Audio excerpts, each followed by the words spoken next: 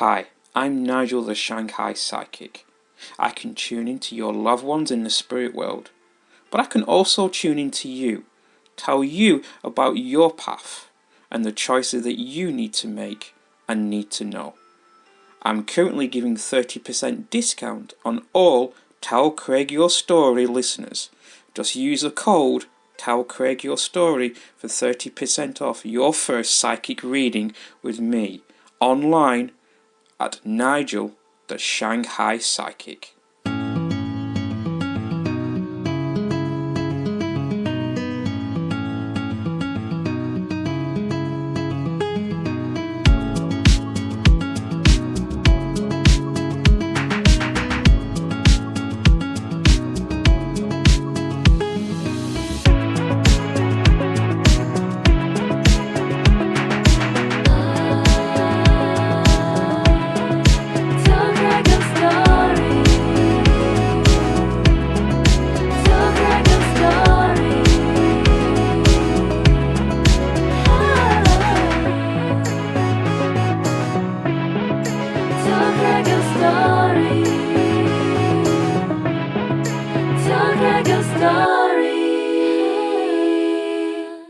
Hello everyone, Craig here. Welcome to another edition of the podcast, Tell Craig Your Story. Today we'll be speaking to Dr. Andrew Field.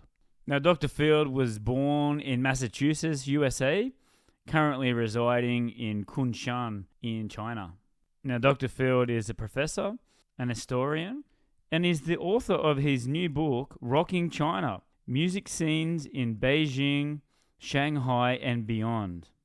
And he's also produced several independent documentary films, Indie Rock in the PRC, and A Century of Jazz in Shanghai. Now, Dr. Field also does Shanghai historical walking tours, which are also available.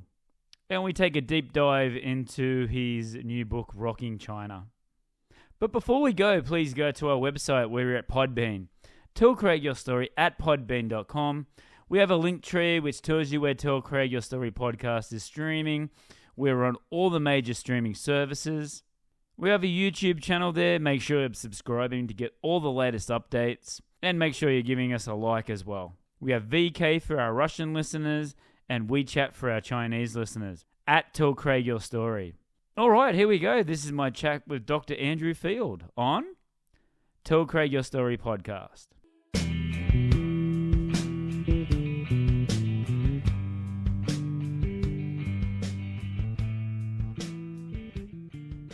Hi Andrew, how are you going today? I'm just fine, thanks. Great to have you on. Firstly, new books just come out recently. Congratulations. You've been doing some talks recently, so tell us about how it's all been going with the promotion of the book. Yeah, it's been going pretty well. I had a talk up in Beijing in late May with a small gathering but very appreciative gathering of luminaries in music. That went well, and I've had a few podcasts here as well, here in Shanghai, as well as a couple of book talks in Shanghai and Suzhou. I think it has an appreciative audience. I think that rock music in China is a topic that is of interest. I think actually the biggest audience for my book is the Chinese audience, because indie rock has become very popular, much more popular in recent years. Yes. And there's a lot more knowledge about the indie rock scene amongst young Chinese people. Problem is my book doesn't yet have a Chinese version. Right. I hope to have one soon. Right. Yeah. And like you said, predominantly Chinese people, but are you still getting the expats that are coming as well? Oh yeah, there's always foreigners in the crowd as well of these talks, and it does appeal to, I think, that people who have been living in China, who've come here from abroad, are also interested in this scene, but not always very knowledgeable about it. When I started filming and documenting the scene back in 2007, it was still very much a word of mouth kind of scene. I mean, there was a little bit of attention in the media, but unless you went to these clubs and hung out there, it was kind of hard to see what was going on because, rock music has never quite had the attention in China that it has in the Western world, which I suppose I include Australia in the Western world. Yes. Although, Australia is still Southwest. also very much, it's the global South. It's the Asia Pacific. Yes. It occupies a very interesting place in the world. Yes. But, I think it was never part of sort of mainstream culture in China. It's a little bit more these days, but I think, music just has really exploded in China because of the social media revolution. Yes. There's just young people in China have much, much more exposure and ability to learn about all kinds of music than they did even, 15 years ago. Yeah. I mean, TikTok's just exploded here in China, and Bilibili, having easier access to create music online as well. It's a lot easier now instead of having to go into a recording studio and do it the old school style, right?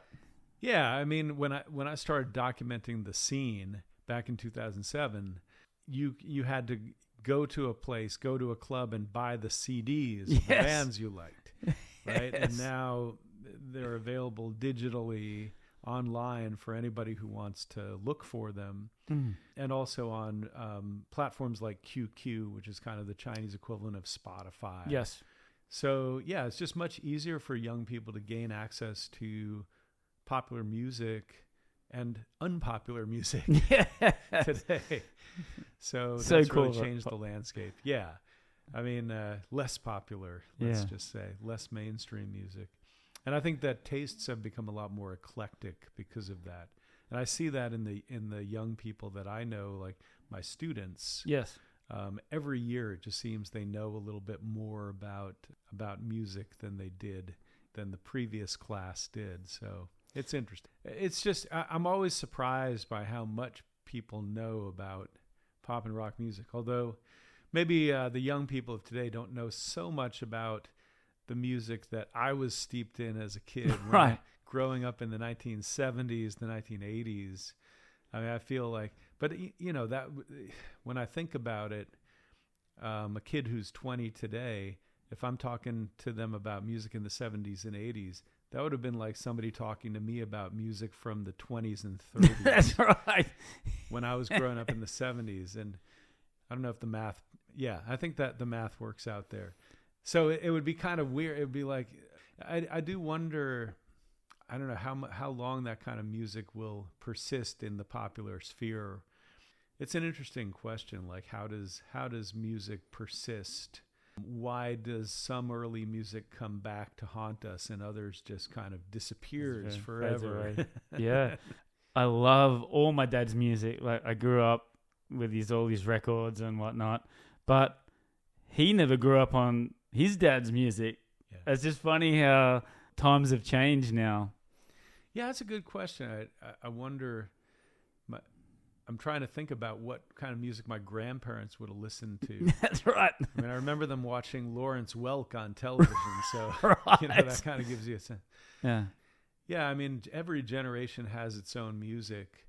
But I think I found, like, with the Chinese music scene, they would kind of capture bits of musical trends from earlier eras. Like when I was documenting the scene in the 2000s, Chinese bands seemed to be interested in like industrial rock from the 1980s. So, and even today you see a lot of like young Chinese people with Joy Division t-shirts. Now, yes. I don't know if they know Joy Division, the band, if they're familiar with that band, but they bear the t-shirt. Yes. So it's become an important icon. And some of the bands did kind of sound like early, like Joy Division or Bauhaus, that kind of sound, like the band Retros, which was a big band in the Beijing indie scene. So they kind of, pilfer bits of music from earlier eras and bring it into their musical fold. It's an interesting phenomenon. Yeah, absolutely. And the book is available everywhere online? It's available online. I know it's available on Amazon. You can download the Kindle version. You can get a hard copy. I'm sure It's available in the Australian market as well, in the Australian book market. Wow. It's Earnshaw Books. So if you're interested in the book, Rocking China is the name of the book, and just look up Earnshaw Books and you'll find it. If it's not available in your local bookstore, then please ask them to order copies. How did you get involved with Earnshaw? I've known Graham Earnshaw for many, many years. I've known him actually since the 1990s. Right. He was part of the early jazz scene. It's probably how I met him originally. Like, he used to play at the House of Blues and Jazz when it was just forming in the 90s. And I was here doing my dissertation on the jazz age of China, which was, of course, the 1930s, that era.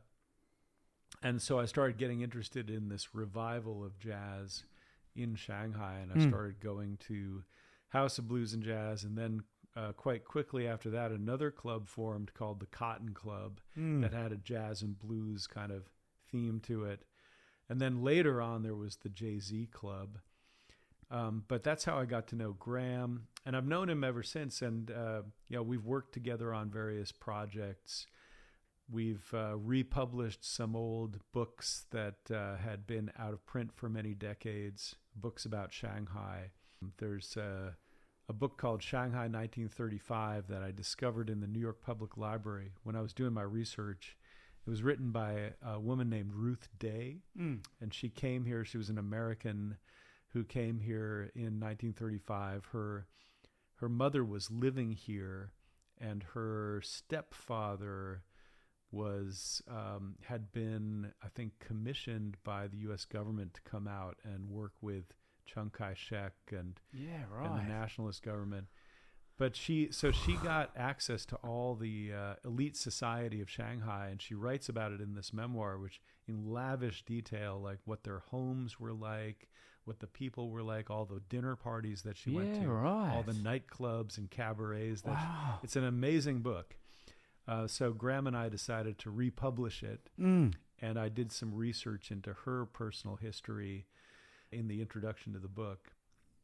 And then we also republished a memoir by a jazz musician, another American who was here in the 1920s and 30s named Whitey Smith. He wrote this memoir called I Didn't Make a Million. Right. So, we all have this idea that we're going to come to China and make our millions and then go home rich. Right. Of course, that almost never happens. Or it happens to, like, in the oddest circumstances. Like, a guy comes here, to work as a bartender, and he ends up running a whole chain of restaurants that become very successful, and he becomes a multimillionaire. Yes. Now, that happens. Yes. But it's pretty rare. Yes. So anyway, Whitey Smith didn't make a lot of money, but he had some great stories being a jazz musician in Shanghai in the 20s and 30s, and again hobnobbed with all the high society of China and of the world at that time in the fancy hotels of Shanghai. And what an era. Yeah, it was an amazing era. I've spent 20 or more years of my life researching and writing about that era. It's very interesting you say that, because I went to Heyday last night, and it says that it's nearly 100 years old. Like, I couldn't believe that. It may not be like a jazz bar, but it's been there for 100 years. I was like, maybe the building has. The building there. I don't think Heyday is fairly new club, right? But it was probably talking about the building that it's in. I mean, and that's the interesting thing I think about Shanghai is that there are so many old buildings that are still preserved from the 1920s and 30s. And so if you run a restaurant or a cafe or a club in this old building, it feels like it has this heritage. Yeah.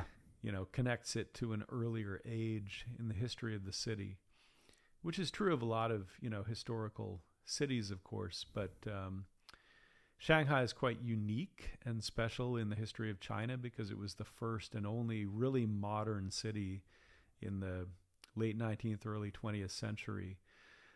So if you go to Beijing, of course, a lot of Beijing neighborhoods go back many centuries. Right. The old Hutong neighborhoods. Yes. But much of Beijing and much of other cities in China has been knocked down to make way for modernity. Right. But in Shanghai, modernity was built a century ago. Right. So it still bears that heritage. And so people come from all over China and the world to Shanghai to experience that modernity, the earlier phase of modernity. And fortunately, Shanghai hasn't knocked down all those old buildings. If it does, it would be a tragedy for the city, I think. I mean, already they've destroyed a lot of old neighborhoods and buildings, but I think they've preserved some of the best of them. Right. So that's a good thing. Was the Pearl another one? The Pearl Theatre? Yeah, the Pearl Theater, which is a kind of a cabaret theater nightclub, is in the Hongkou district of Shanghai. That used to be in the 1930s. That was a Japanese Buddhist temple. Unbelievable. Yeah. And so that goes way back. Wow. And you can still see some of the Japanese emblems, like the chrysanthemum on the side of the building. So all these buildings have a kind of a unique heritage and a unique story to tell about the history of the city. Yeah. That's very interesting. So I want to get back to your book, Rocking China. You said that you started doing blogs and doing live interviews around 2007. Yep. So when was the first idea to actually start the book? Yeah, the book came later. It was one of these projects where it started out kind of, I wanted to document the scene. I was getting into filmmaking at that time, and this seemed like a really exciting scene to document. And it was relatively easy to go into the clubs and film the bands on stage, and also arrange interviews with them. They were very open to talking about what they were doing. So I captured a lot of the footage in 2007, and then with a friend in Shanghai, a guy named Judd Wilmont, he's a filmmaker, and we decided to make this film together. But it took us a long time. Right. The post-production process, if it's just two guys working out of a little studio, yes. It takes a long time, and it went through many versions. But it came together, and we've screened it. It's gotten into various film festivals over the years. We've screened it in various events, and we're still screening it. And now I think it's got a second life with a Chinese audience. Right. So that kind of came first. And then several years later, I said to myself, well, I've got all this material that I've collected. I've got all this visual material, all the videos and the interviews I have, which I had transcribed. And I also had all these blogs, like journal entries that I had written during the making of the film. And I had made a lot of subsequent visits over the years to clubs, kept up with the musicians. So I said to myself, well, it wouldn't be too much effort to pull this all into a book. Of course, whenever I start these projects, I think that, it'll be quick and get it done. But of course, it ends up taking 10 times longer than I calculated. Yes. So it did take several years to put the book together, to do some follow-up interviews with the important people in the book, and kind of keep up with the scene. So the book, unlike the film, which is like a snapshot of the year 2007, which I call a golden year in the history of rock music in China. Explain that. What do we remember the golden year? Well, I mean, a golden period. Right. I think that was when the Beijing rock scene was at its strongest, right, and its finest, and its freest. And the evidence for that is that there were several rock clubs that were active in the city at that time. There was the Mao Live House, Dos Colegas, Yugong Yushan, and of course D22. And there were some others as well, but those to me were the four most important clubs. And there were rock festivals in Beijing that were just amazing, incredible, like the Beijing Pop Festival, right, where we saw Public Enemy. Wow. And we saw Nine Inch Nails performing in Chaoyang Park in Beijing, which is kind of unimaginable. How do they get a permit? 9 Inch Nails. It's amazing. Like, really is amazing to think that those kind of bands were performing, in a public park in Beijing. But that's how kind of open the scene was. And then, for various reasons that I document in the book, the Beijing scene changed. over the next few years. So that kind of golden period lasted for a few more years, and then Beijing kind of lost its mantle as the center of rock in China. Why do you think that? Well, I think there were a number of reasons. Part of it was government intervention. It just got harder to hold. Certainly, like rock festivals got pushed out to the margins of the city, and eventually just stopped entirely. Just not important, or was just not a priority for the government? It's hard to say because it's really hard. The government in China tends to be a little bit opaque about its policies. Yes. So it's hard to say exactly what forces were at work there, but there were also a lot of crackdowns on drugs, which was always a part of the scene. Right. And I think that ended up closing down a few clubs. Gotcha. But also real estate prices and just the gentrification of the city. Right. It got harder to run a rock music club because, those clubs don't make a lot of money. Yes. And so the clubs themselves got pushed out to the margins of the city just because the real estate prices in the middle of the city were rising. So all those factors.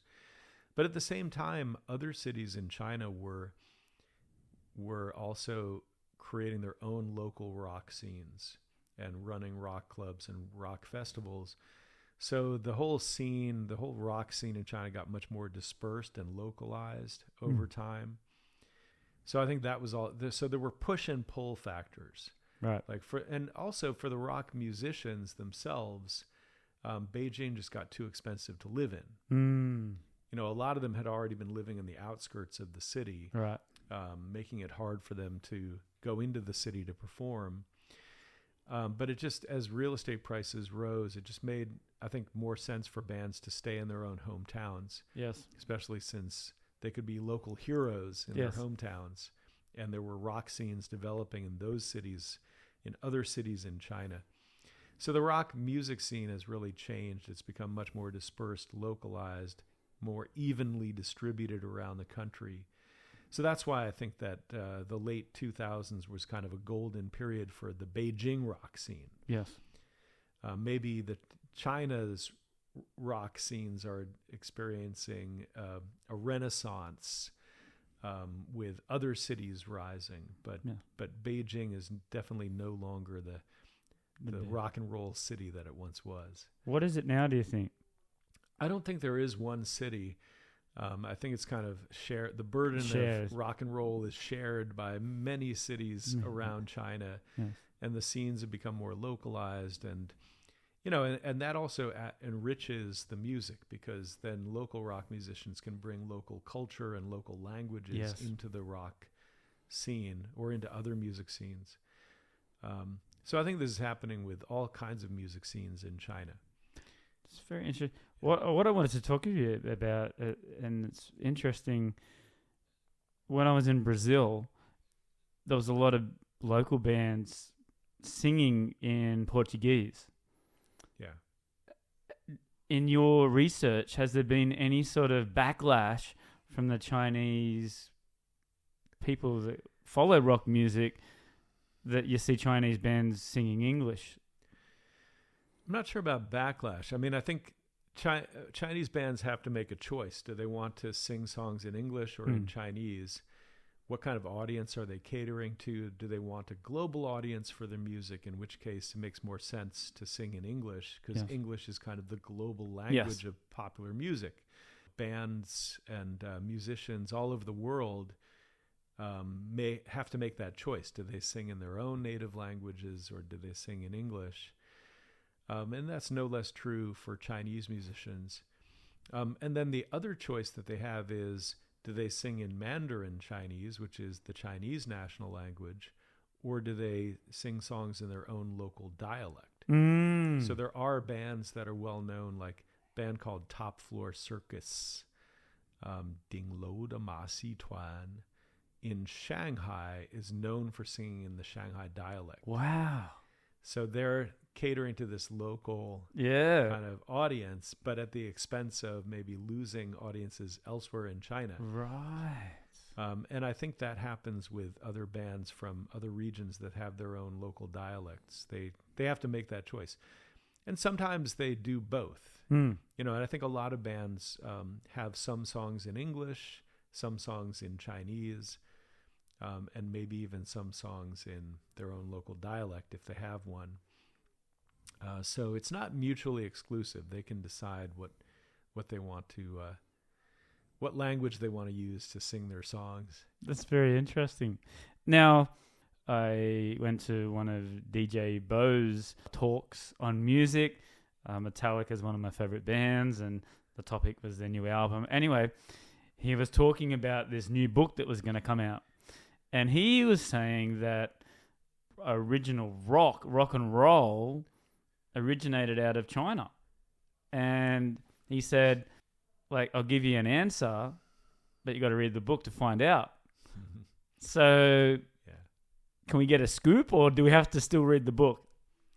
Well, DJ Bo, Brian, he's a very interesting guy who's been very supportive of my of this book and other projects that I've been involved in. And he also came up with the playlist for this for my book, as well as helping to edit it. The guy is a virtual encyclopedia of music. Yes. I mean, I don't know anybody who knows as much about so many different genres and styles and kinds of music and music from all over the world. And he's very active in the music scene here in Shanghai and elsewhere in China, goes DJs. So yeah, he has this very interesting theory about the origins of rock and roll, which I will let him share with you. Yes. I think it's a little bit, I think he adopts a fairly kind of narrow perspective. But there, I think what's interesting about his theory is that it shows that rock has global roots. And it's certainly rooted in the, I think you can trace its origins back to World War II, right, for sure. I think that a lot of scholars of music, particularly in the United States, tend to be a little bit myopic, and they tend to focus on U.S. music. And this happens in rock, it happens in jazz, it happens in other styles of popular music where they trace the history, and it's all American. Yes. But they kind of neglect the rest of the world in telling these stories. So there was a huge jazz scene in Paris. There was also a jazz scene in Shanghai and in Tokyo, and going back to the 20s and 30s, right? Which and in other parts of the world, which contributed to the history of jazz. But that's often neglected by jazz historians, who tend to look at the great jazz players all coming from the United States, right? And I think you can also see that in the history of rock and roll. You can see it in other styles of popular music. Other countries are neglected. Australia is neglected in these stories, and many other parts of the world that actually played a very significant role in developing and advancing these styles of popular music. So it's kind of this American myopia, yes, that Brian, DJ Bo, is trying to counter with his counter narrative about the origins of rock. But he cites it it takes it kind of back to Shanghai and China in the 1930s and 40s. But I'll let him tell the specifics of the story. It actually sounds kind of convincing when he tells it. Right. Yeah. And it was interesting, what I read in your book is that Wham was the first international rock band to come to China. Why did it take so long? Was it because it's just the political? So this was in the 1980s when China was just starting to open up to the world, the reform era under Deng Xiaoping.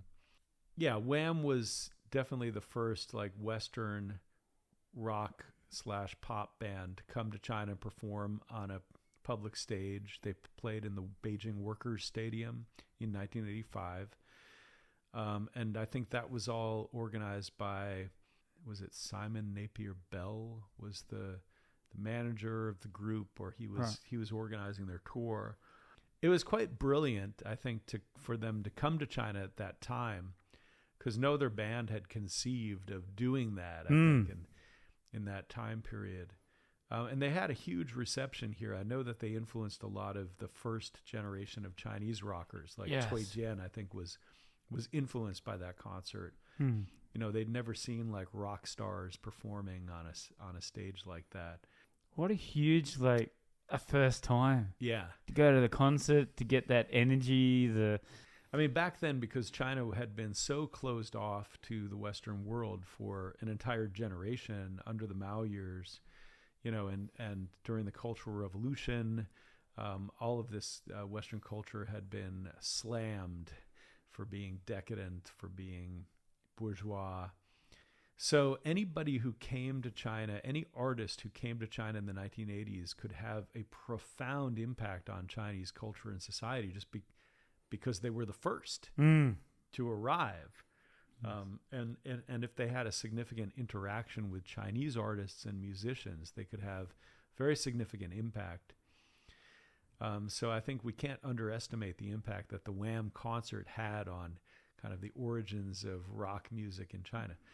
But that said, I mean, I feel like maybe I overstate the case of foreigners having this big influence, because I think Chinese musicians who were coming from Taiwan and Hong Kong and other places also had a profound influence on Chinese rock and roll in mainland China, because you already had a pretty big rock and roll movement in Hong Kong and Taiwan, you know, since the 1960s, and there were Chinese rock stars from Hong Kong and Taiwan who were coming to China to perform, and certainly their music was circulating in China. So, you know, I think that's also a big part of the story as well. Yeah. So the book starts, you go to this bar. Yugong Yishan. Yeah. And there's two bands. A cover band, AC/DC, come on, and Spring and Autumn. Yeah. But it's featured, Spring and Autumn are featured a lot in the book. So yeah. This is where it all starts. This is where they get the juices flowing. Like, that was definitely the spark for my project, because, you know, this was completely out of the blue. I had a colleague in town, an American colleague, another sinologist whose son, I guess he was there in China, in Beijing, on a research stint, and his son was going to an international school. And his son's teacher, a guy named Jamie Welton, was performing that night. So we all had dinner together, and then his son, who was like a teenager, also learning blues guitar, right, from Jamie, I think. He insisted on kind of dragging us to this club, right, to see his teacher perform. And it turns out that Jamie was the lead singer for the AC/DC cover band, Dirty Deeds, and a very interesting character in the Beijing music scenes. So we saw Dirty Deeds, but before they performed, this band called Spring and Autumn, Chunqiu, played, and they were an all-Chinese band, although Kaiser Guo is American Chinese. But he and I think there was a 5-member band were performing, and they're kind of a metal-based band, but with a lot of Chinese inflection to them. So it was a great band. And I was just so floored by that band and how good they were and how much fun it was to be in this little underground rock club in Beijing. And then when the Dirty Deeds band came on, of course, you know, we know all those songs, the AC/DC songs. The crowd shifted. It became a lot more foreigners. It was later in the night. People were getting a bit drunk, and they were just dancing their asses off to this AC/DC cover band. Yes. And I thought, wow, this scene has so much energy. It's just so interesting to see this happening in the middle of Beijing. I never knew this existed. When I come back next year, I'm going to, you know, put a lot of time and attention to documenting this scene. So that's what I decided to do. There you go. Yeah. And then you obviously are finding more bands. You said the godfathers of that era, Tan's Dynasty Yeah. and Black Panthers. Yeah. Tell us about them for people who don't recognize those names. Yeah, Tang Dynasty, Tang Chao, and Black Panther, Hey Bao. Those are two rock bands that came out of China in the late 1980s. So I think after Cui Jian emerged, Cui Jian and his band kind of emerged in that time period. And then there was a whole group of pioneer mainland Chinese rock bands that came out of Beijing in the late 1980s. So Tang Dynasty was one of them. Black Panther was another. There was an all-women's band called Cobra that also came out of that era. And they were all taking on kind of eclectic influences. Like they were influenced by a lot of the 80s hair metal bands. Come on. And from Bon Jovi to... But they also had other influences, The Police. Oh.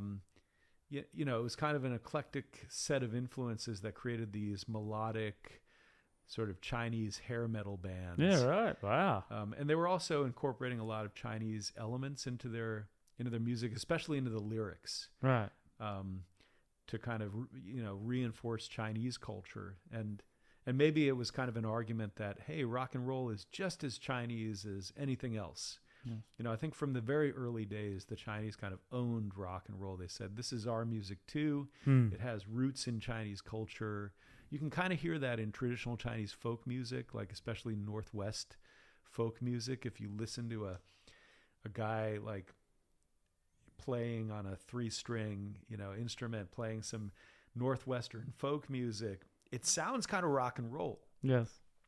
So I think there was definitely some depth to that argument that rock and roll has Chinese roots as well. Yes.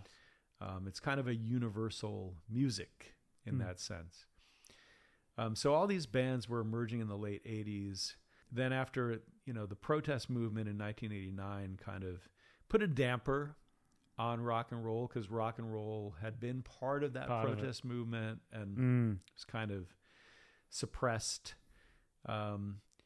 certainly in the media, but they continued to perform. And I think, what made these bands popular in China and Asia was that they were also very nationalistic. Like Tang Dynasty had a lot of songs that sort of elevated the Chinese nation. The name itself, Tang Dynasty, suggests a golden age when China was at the center of the known universe. Right. So I think there was a lot of, widespread acceptance of these bands and their message. But then what happened was, I think there was a rebellion against these hair metal bands in the 90s. There was the punk rebellion. Oh, yes. The grunge punk. Yeah, kind of grungy. There was Nirvana became a huge influence to this underground punk scene in Beijing. And this idea that you don't have to be a virtuoso. Yeah, you don't have to play 15 guitar solos. Yeah. It was kind of similar to the punk revolution in America and in the UK, probably in Australia as well in the 1970s, that this glamorous rock scene with long-haired rockers had gotten too bloated, too self-important. And, yes. You had the Sex Pistols and the Clash come out with their hair cropped short and really tight, really aggressive, very simple music. And that kind of happened in Beijing in the 90s as well.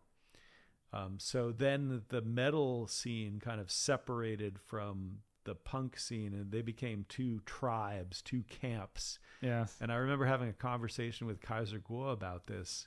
Kaiser Kuo, who was one of the founders of Tang Dynasty in the 80s, and then went on to co-found this band Spring and Autumn. Right. He and I had this conversation about these scenes, and he was talking about how he went out to Yunnan for a festival, and you had the metal bands in one bus and the punk bands in another bus. And they got to the festival, which was in the mountains, and they kind of surveyed each other, each tribe looking over at the other tribe. And the metal bands all had long hair, and they all had black leather, but unadorned. And the punk bands all had like short cropped hair. Yes. with black leather, but with pins and buttons and all sorts of adornments on them. The rebel against the metal. Yeah, but they kind of looked at each other at each other kind of grudgingly, like nodded and kind of accepted each other's existence. Maybe because they have to. Yeah. But it's I don't know if it happens now. Maybe they're more accepting, but yeah, even in Australia, if a metal band come on at a festival, get out of the road. The metal guys are coming through, and a pop band, grunge band, each different crowd are just. Okay, your turn. Yeah, I mean, I think the metal bands kind of inherit this sort of guitar hero mentality, right? That all these intricate solos and really fast guitar work are such a fundamental part of metal music. Whereas with the punk scene, it was kind of it's fast guitar work, but it's fast chord attitude, playing. yeah. It's not attitude and aggression, yeah. And kind of making noise with the instrument rather than something that's melodic with a lot of scales and a lot. Yes. So Metallica, which you said is one of your favorite bands, I mean, definitely exemplifies that sort of. It's aggressive, loud, but it's very melodic. Yes. Very scale focused, very, very disciplined kind of music. So that rift kind of developed in the 90s in China, and it has existed ever since. It's still very much part of the Chinese rock scene. Oh, today. yes. And some of the bands that you also mentioned in the book as well, Hedgehog, PK14, Car-Sick Cars. Tell us about some of these bands. Yeah, those were all bands that were really starting to emerge when I started filming in the late 2000s. They were all very young. I think the average age of those bands was like 21. Right. No, that's not true. There were some older veterans of the scene who were kind of mixed in with the younger guys. Yeah. So Car-Sick Cars was fronted by a guy named Zhang Shou Wang, who was very young at that time. He must have been 20 or 21. And they had, one of their big influences was the band Sonic Youth. So they had this very very rhythmic, aggressive, very fast guitar style. And he was also experimenting with, just experimental music. I remember seeing at least one time he was performing experimental music by using various objects and applying them to the strings of his electric guitar to make different sounds or noises. But in the concerts, he would apply a drumstick to the guitar strings and make them kind of scream in this eerie, almost like Halloween way, like a ghost was screaming in the night. How original. It was very eerie. It was very dark, but they also had some tight and kind of, very catchy songs, like Zhongnan Hai was their favorite song, was the crowd favorite. Zhongnan Hai is the name of a cigarette brand, but also happens to be the headquarters of the Communist Party in Beijing. So kind of a double meaning, double entendre. But that song is very catchy, very simple. So that band was emerging with its kind of aggressive, noisy guitar style, which became kind of emblematic of the Beijing scene. And then Hedgehog was kind of similar. They had some like tight pop sounding music, but also very aggressive, a lot of noise on the guitar, a lot of experimentation. Hedgehog, actually both Car-Sick Cars and Hedgehog had female drummers. Yeah, right. Who were both, amongst the top drummers in the Beijing indie rock scene.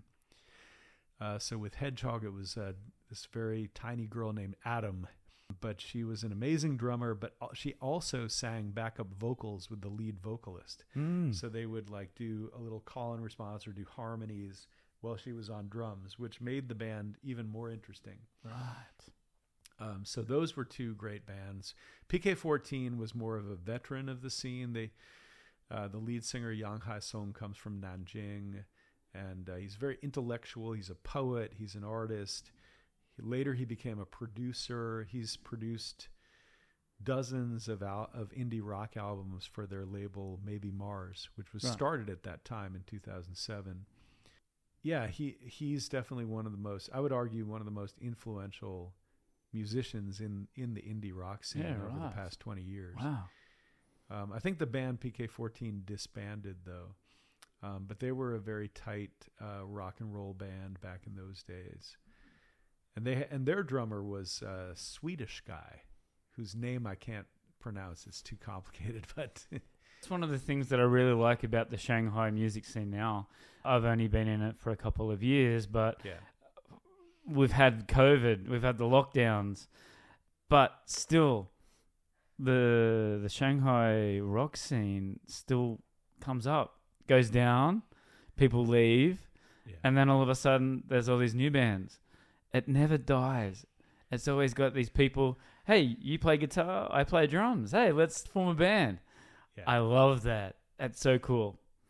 Yeah, I think that one thing that distinguishes the Shanghai rock scene is the presence of foreigners. Because, there are just more foreigners living in Shanghai than any other city in China. Right. Even though there were a lot of foreigners in Beijing, I didn't see a huge presence of foreigners in the Chinese indie rock scene. It was almost all Chinese bands and musicians. But in Shanghai, there's a lot of prominent rock bands that are composed at least partly of foreigners. And there seems to be a lot of cooperation between foreigners and Chinese musicians to start up bands. And, some of the most famous, well-known bands in the Shanghai scene are at least partly composed of foreigners. So it is a different, it does give it a different feel, I think, than the Beijing rock scene in its heyday. But yeah, the Shanghai rock scene has persisted, and I have a whole chapter devoted to that. Come on, in my book, which kind of traces the clubs and some of the bands that have been prominent in the scene.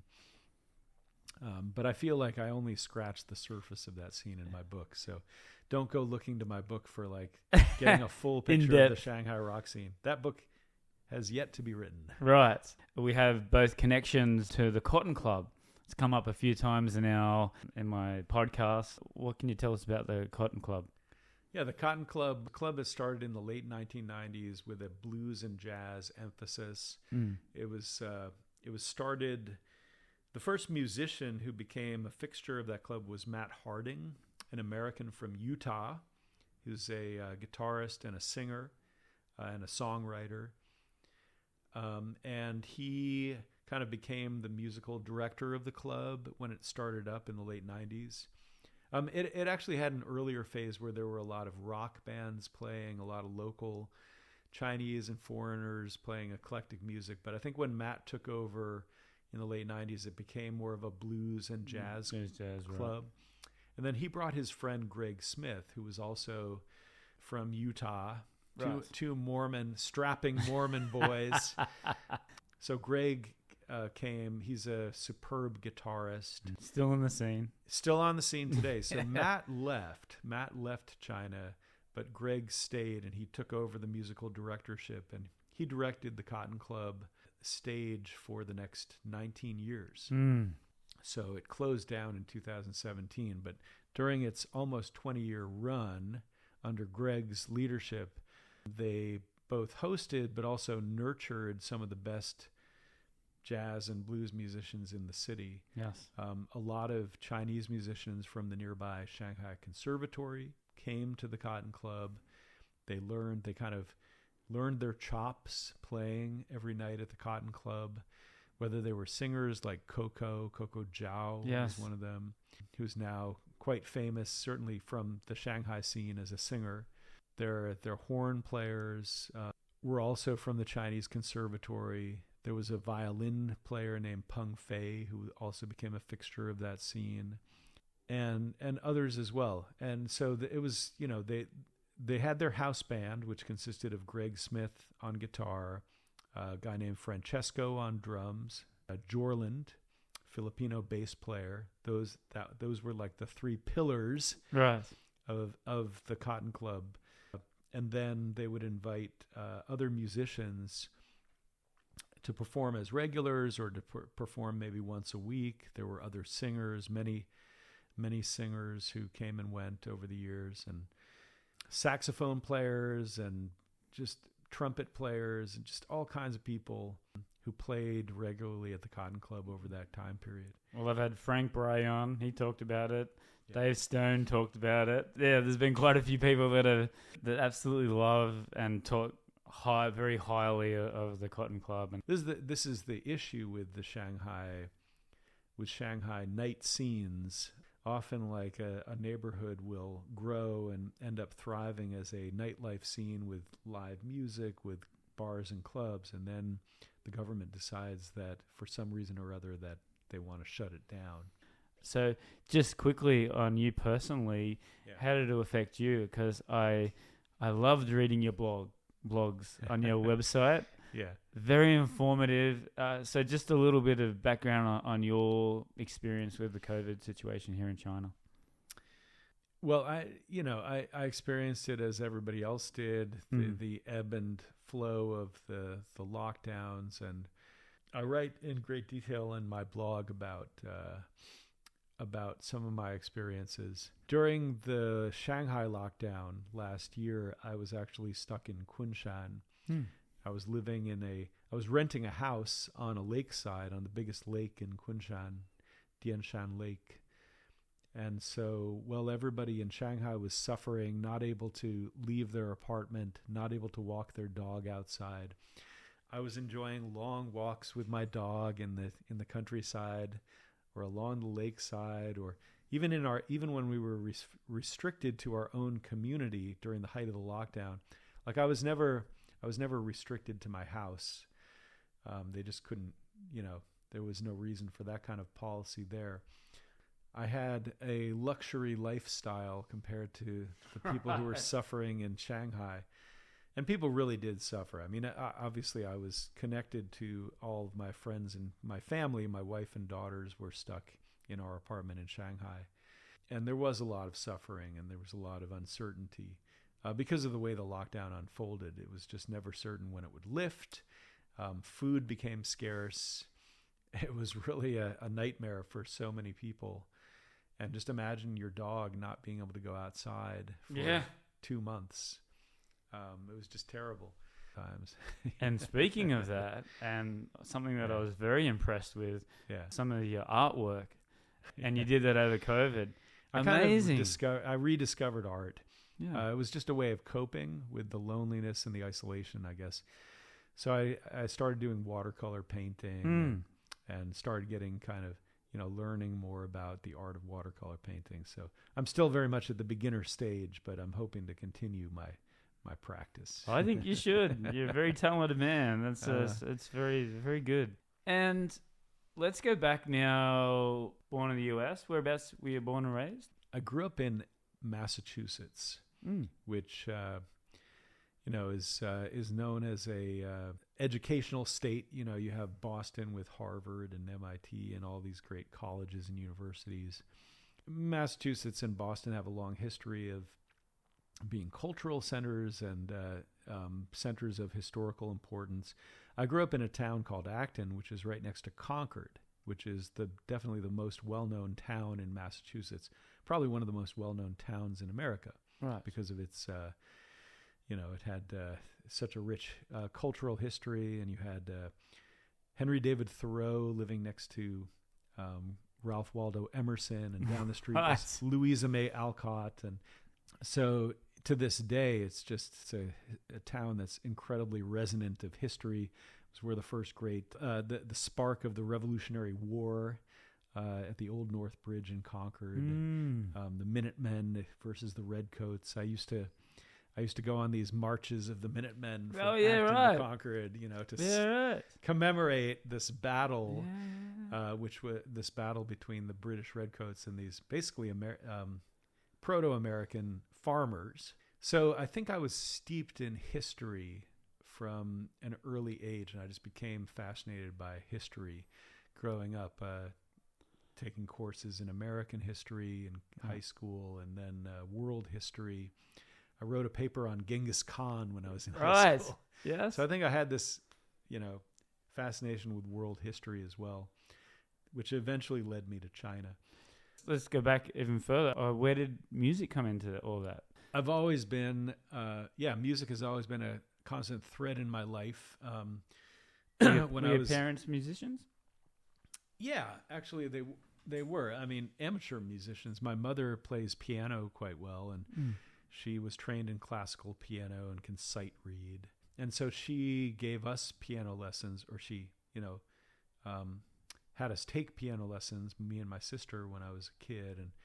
And at first it didn't really stick, but then as a teenager, I started to really get interested in learning piano, and I was taking lessons at the Acton Music Center with musicians from like Berklee College in Boston, great teachers. Was learning classical piano and a little bit of jazz piano, but I also took guitar lessons there as well. But it wasn't until graduate school that I really started learning guitar. So at first I was a piano player through high school. And then in college, I would continue to study classical piano. I also joined a choral group called the Chamber Singers, which was the elite choral group on our campus of Dartmouth College. Right. And we were singing madrigals. We were singing songs from the Renaissance period of Europe in multiple languages: German, French, Spanish, Russian. We were doing more modern songs, but so I got a lot of great training in singing through that experience, and also was steeped in this in traditional music.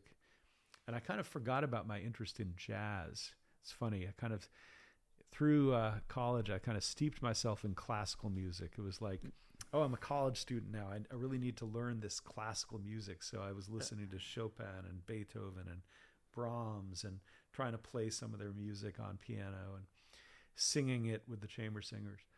Then in graduate school, I started to play guitar. But going back to your question about music, like I think my earliest musical influence was the Beatles. Of course. Like when I was 4 or 5 years old, I think I got the Yellow Submarine album. Oh, come on. I played it until the grooves wore down, right? So I know like every single little tiny bit of that album, including all the orchestrated there you go. instrumental parts. I think that's a very underestimated album in the Beatles canon. Agreed. Because of its influence on young people. And then I graduated to Sgt. Pepper's from there. Oh, yes. And then from there, I went straight to Abbey Road. Oh. It's kind of funny. Like I started with the later Beatles, and then when I was a little bit older, I got into the early Beatles. Started listening to their earliest stuff. Yes. And then somewhere in between, I Revolver and Rubber Soul. So by the time I was probably 12 years old, I think I had 20 Beatles albums in my collection, which I still have today. Oh, come on. And I just knew every Beatles song, right, left, backwards, forwards. So they were definitely my earliest musical influence. So Andrew, have you seen the Shanghai Beatles? No. I recommend you go and see them play. I will definitely go see them. And they're actually, they're called the Shanghai Beatles, but they're actually Japanese, so go figure. Oh. Yes, so there are they got all the instruments. They look as much as they go see them. Abbey Road Bar. They play at Abbey Road Bar. That makes total sense. Yeah. So, I would love to see that band. I guess in high school, I discovered new wave and punk rock and all these kind of movements that were coming especially out of the UK. I was big into the new wave bands, but also American bands like REM, early REM. Right. Were you forming bands at that stage, or still just playing in your college? In high school, I was never in a band. Although I did play a little bit with some other musicians, but I was trying to get good on the keyboard, and eventually bought myself like an early Roland Juno synthesizer. Yeah. So in grad school, I rediscovered guitar, and I saw one of these. I was playing classical piano, but I saw one of these ads, like a little flyer with, little strips where you could take off the strip with a phone number on it. It was like this guitar teacher who lived in the neighborhood where I was living in Upper West Side, New York. And so I called him, and he's like, "Yeah, come on over." The guy's name was Martin. He just turned out to be one of the best music teachers I've ever had, because he just said, "Okay, here's the basics that you got to learn." But he was also giving me bits of wisdom about how to learn guitar, but also about music. And so I took a whole set of lessons with him, and he encouraged me to buy a Yamaha steel string guitar. And oh, nice. yeah, it was a great guitar. I had it for like 20 years. Yeah, so I just started picking up the rudiments of guitar, the chords, a little bit of blues scale, and then just gradually kind of continued to learn by myself. I went back to the Acton Music Center a little bit later on and took classical guitar. Basic classical guitar. Now you're lessons. Talking. Yeah. That's very difficult. So to this day, I play some classical guitar, Right. but still my skills, if you don't do it every day. That's right. So, but mostly what I do is strum along to pop songs. So obviously the Beatles, continue to be a big influence in my musical choices. So I can probably play a few dozen Beatles songs on either guitar or piano. But I kind of just developed my own repertoire of songs. A lot of songs from the 60s and 70s. I can do a lot of Dylan songs. Oh, nice. And then other bands that I took a liking to, like REM and some of the classic bands. Not much stuff beyond the 1990s. All right. That's all right. It's a good era. Yeah. And then tell us, when did you start thinking about China? What, because of your background in history, like your knowledge for history, obviously China's got a great history, but when did you start to think about, hey, let's move there? It's interesting. A lot of my tastes and interests, both in reading and in music, come from my parents. Just the fact that my parents had books lying around, like in our library at home, or they had record albums that I got curious about and put on, and all of a sudden, like, ooh, what's this band? The Moody Blues. Right. That's pretty cool. And eventually a lot of this stuff became kind of part of my canon. I was studying Chinese language at Dartmouth, and I just fell in love with the language. That was the first thing that happened. Had a great teacher, Professor Susan Blader,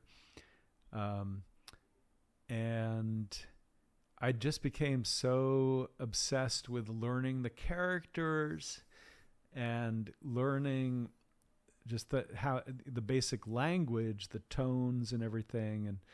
And then from there, you graduate to learning poetry. You start learning about Chinese culture. And I think I had tofu for the first time in my life. Yes. Not the stinky tofu. Not stinky tofu. Oh, okay. I remember going to a Chinese restaurant with my classmates as a cultural event. Yes. And I hadn't really, I hadn't grown up in a very multicultural environment in Acton, Massachusetts. Right. Although my parents did their best.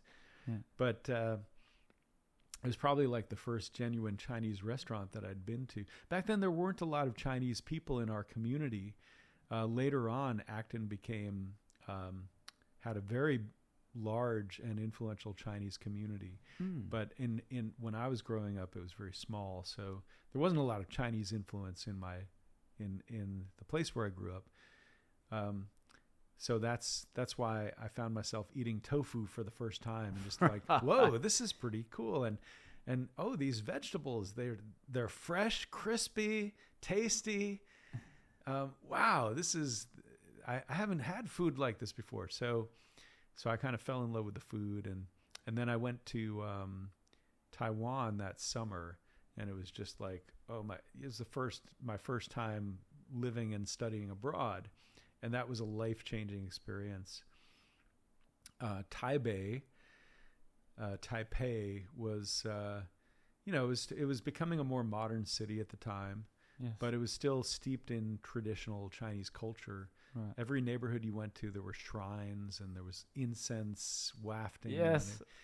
And there were local traditions. So that was really life-changing. But then what was really, truly life-changing was I decided to stay, not go back to college that year. I basically took the whole year off, almost the whole year. I decided to stayed in Taiwan to continue to learn, to practice Chinese. And then I went traveling in mainland China for 3 months. Wow. I was traveling all over China, went to Shanghai, Beijing, went to Western China, out to Chongqing. I took a boat on the Yangtze River. Oh, wow. I traveled by train, plane, bus, boat, whatever would take me places.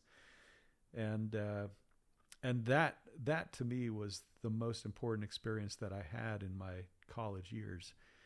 And it really, China was a very different place back then, but I feel very fortunate that I had the chance to see it. Yes. In the 1980s before it underwent such radical transformations. That would have been amazing. So that kind of led me to China. I mean, at first, I don't think I conceived like living in China long term back then. But then when I came back in the 1990s as a graduate student to do research, it became more conceivable to actually live in China. Yes. Because there was a lot more, you could say cities like Beijing and Shanghai were getting more westernized in some ways. It was easier as a Westerner to live there. But at the same time, it's just such a fascinating place to be. But what really changed my life and anchored me to China was meeting my wife, who's Shanghainese, and then we got married.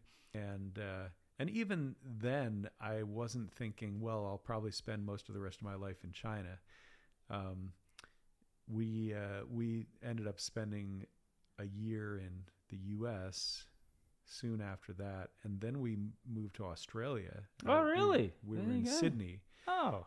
For my first long-term teaching gig at University of New South Wales. Oh. So we ended up spending 5 years in Sydney. Oh, that's amazing. And I look back, I still think like...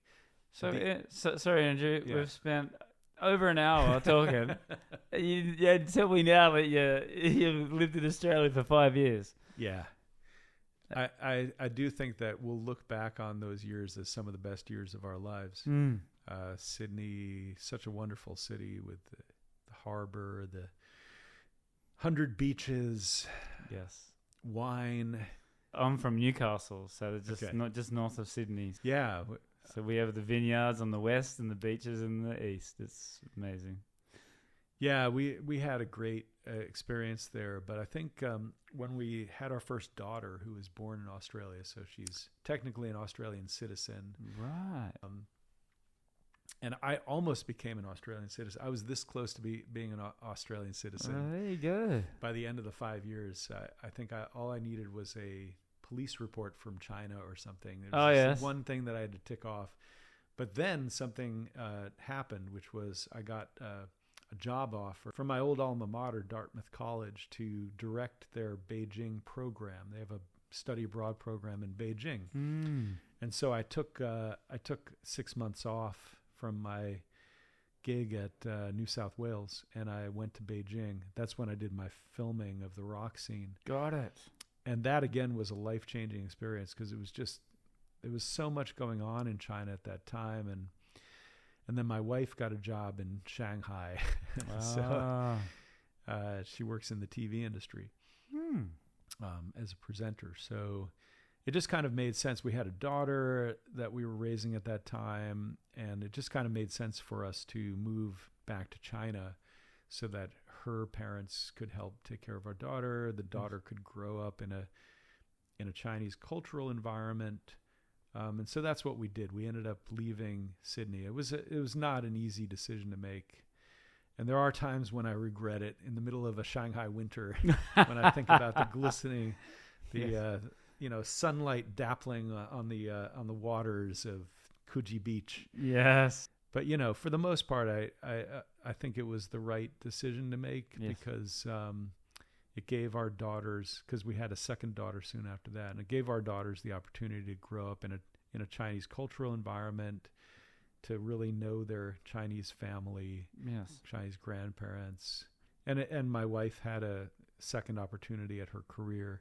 And now you've been here for so long. Yeah. You started is it a pet project or is it a second job? A walking tour of all the historical places here in Shanghai. I think this is amazing. You've got a tour of the French concession area. Now, I was filling out a form when I first come here, and I wrote that I lived in Shihui French concession. Yeah. And it came up saying, no, you cannot say that anymore. Right. You must say it's not the French concession. So, and with your research, tell us about your walks that you do. Yeah, nowadays it's kosher to say that it's the former French concession, the FFC. Former, okay. Yeah, so if you add the former, then everybody's cool. Okay. But, China still has some sensitivities about the colonial period. Yes.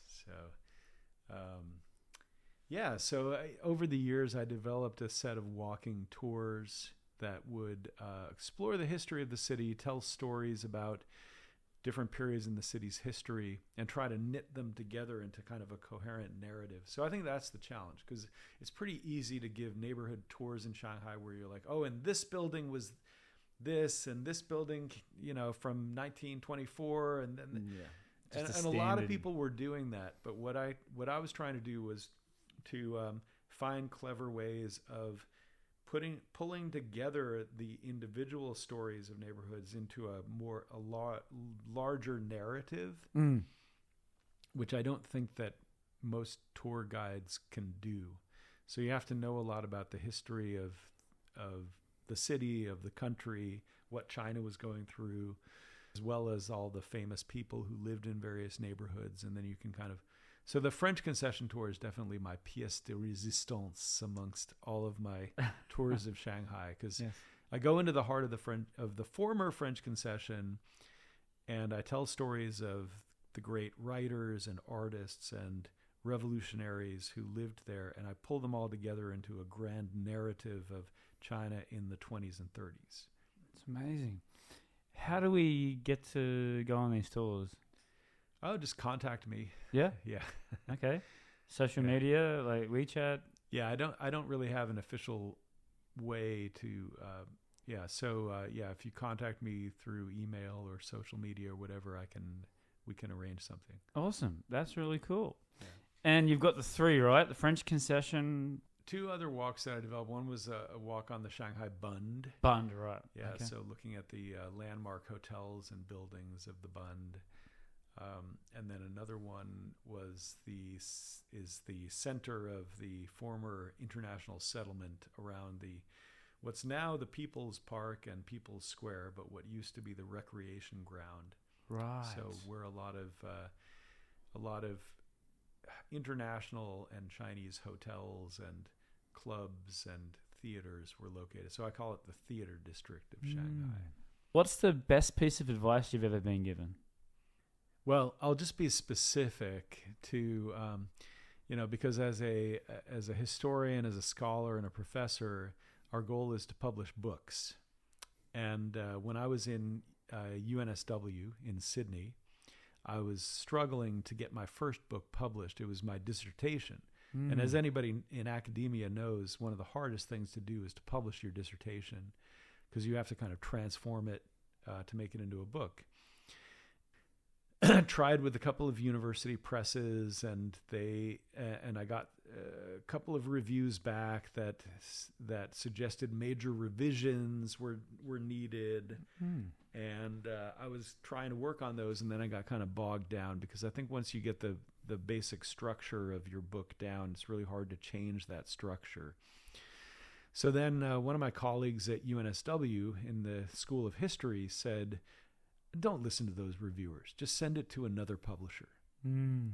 It's the best advice I've ever been given. Yeah, right. Because I did that, and lo and behold, I got a favorable review that said just a few minor, revisions necessary, and you can publish this book.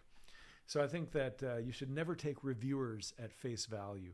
Always get a second opinion. Right. That is good advice. And all right, so my first question, and it's super broad, but as of today, don't think too hard about it. Your 2 or 3 top favorite bands from China, like new bands. Let's say of all time then. First, before I get into the all time, let me just give a shout out. I want to give a shout out to one of our student bands at Duke Kunshan. It's a band called Paperclip, which I first saw perform about 3 weeks ago on campus. And I was so impressed by them that I said, you guys need to check out the Shanghai scene, because there are places where you could perform.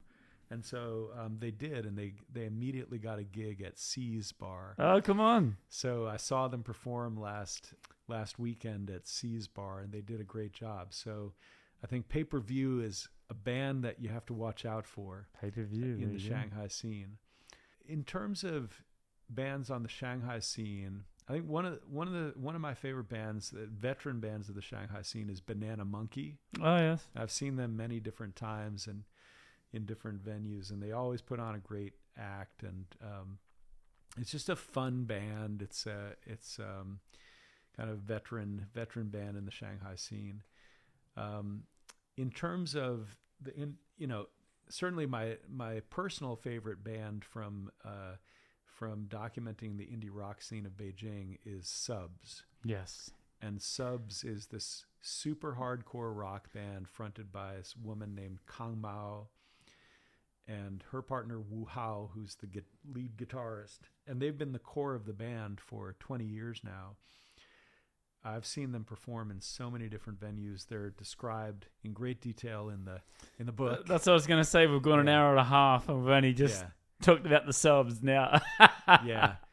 They're just one of my favorite bands to see performing, because you never know what Kang Mao is going to be up to next, and she just puts all her heart into the performances. She's like just a template for how to give it your all in a vocal performance. But the band keeps evolving and developing and bringing in new sounds into their music. So that's I think that's one of the great bands in China. And then of course, Cui Jian. I think Cui Jian just continues to prove himself as China's most important rock and roll godfather.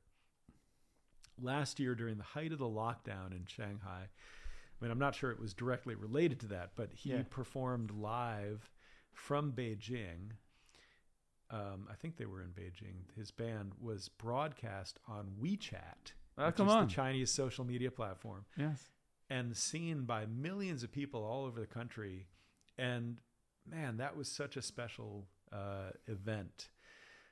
He's just continued to show to China that he is the rock godfather that everybody calls him. So. Right. And 2 or 3 of your favorite all-time movies or documentaries? Favorite all-time documentaries? Oh God, that's a hard one, because there's so many great documentaries. I'll just talk about music. As of today. I'll talk about music documentaries, because that's a very specific. And sure. I've watched a lot of music documentaries. When I was doing research for my own documentary on rock in China, one of the most kind of inspirational movies that I watched was a movie called Dig, and it's about. I got that written down there for you really? to ask you about. Yeah, yeah. It's a documentary which was a real labor of love by the filmmaker Ondi Timoner. And it's about kind of a rivalry that developed between these two indie rock bands, the Dandy Warhols and the Brian Jonestown Massacre. And throughout the movie, you can see how they influenced each other. But also, it's kind of also about the burdens of genius and sort of the fine line between genius and madness. Right. So you'd have to watch the movie to understand that. But I think that's one of the great rock documentaries. There's a movie series that I watched very recently that I want to give a shout out to, and that's about Wayne Shorter. It's called Zero Gravity, and it just came out this year. Wayne Shorter just passed away. Anybody who knows jazz knows he's a legend in jazz history. But this is a movie that it's a 3-part documentary series about his life, about his philosophy, about his career as a jazz musician, playing with some of the greatest jazz artists. And last question: who's your greatest inspiration / hero, and why? I mean, obviously my parents. I can't, So let's just acknowledge that my parents have been obviously the most important people in my life, inspiring me, influencing me. But if it's not parents, or I'll name another relative, because I think it's kind of cliche to talk about your parents, and that's just goes without saying when you have good parents. But my other greatest influence, I'd say, growing up, was my uncle, Richard Ellingboe, who was a kind of a polymath. He was a linguist. Like I said, he studied Japanese, but he was also a musician who played multiple instruments. He was an avid sportsman. He was a serious cyclist who would do centuries and double centuries. He was also a great inspiration. All right. Thank you very much for your time. Now I want to really dive into the history of music here. You're giving me some inspiration now to do it. Thanks, Craig. 大家好, I'm Bella from Bella Simple Chinese School. If you are a beginner, intermediate, advanced, looking for HSK study, business Chinese, or simply want to improve your everyday communication, I'm the teacher for you. Come and join me for a free travel class at Bella Simple Chinese School.